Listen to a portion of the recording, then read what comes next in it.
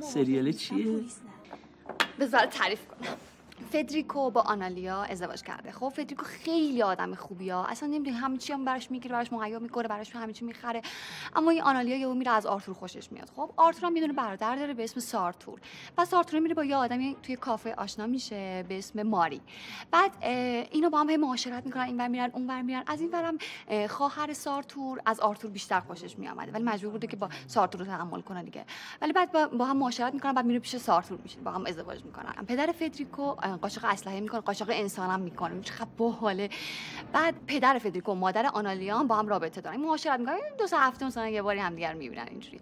بعد از اون طرف آنالیا که میفهمه که مادرش با پدر فدریکو رابطه داره، تعقیبشون میکنه، میبینه چیکار میکنن اینا، میبینه توی یه کافه نشستن، همون کافه‌ای که مری بوده با سارتور. خب و میبینه مری رو با سارتور میبینه، پدر فدریکو با مادر آنالیا اونجاست، اصلا فکر کنم چقدر باحاله. بعد از اون طرف هم میدونه سالوادوری هست که قاچاق اسلحه میکنه. بعد سالوادور به فدریکو و آنالیا اسلحه فروخته بوده. از اون طرف سالوادور از یه نفر خوشش میاد به اسم سوزان. سوزانه رو اصلا ببینی باید شاهکاره. سوزانه با سانتیاگو خیلی رابطه داره، ولی وقتی سالوادور رو میبینه عاشق سالوادور میشه.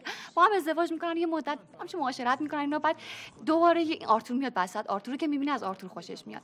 یه ذره که میگذره ببین اصلا اینا وقتی که دارن خیانت میکنن به هم دیگه با اسلحه خیانت میکنن. مثلا آرتور و سارتور و سالوادور الان دوباره به هم علاقمند شدن، ولی این وسط نمیدونن که سوزان بیاد وسط یا مثلا آرتور بیاد وسط یا پدر فدریکو مادر آنالیا رو ببینه، کدومو الان نمیدونن. حالا جاناتان و پدر سانتیاگو اومدن وسط. سانتیاگو همون که قاچاق اسلحه اون میکرد، با اینکه با مادر خیلی خوب بود، ولی مری رو که میبینه، هم که تو کافه بود، مری رو که میبینه عاشق مری میشه، نمیدونه چیکار کنه.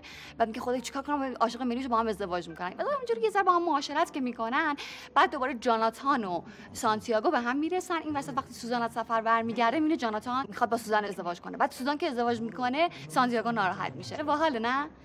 سعی کنم بقیه‌شو ببینم.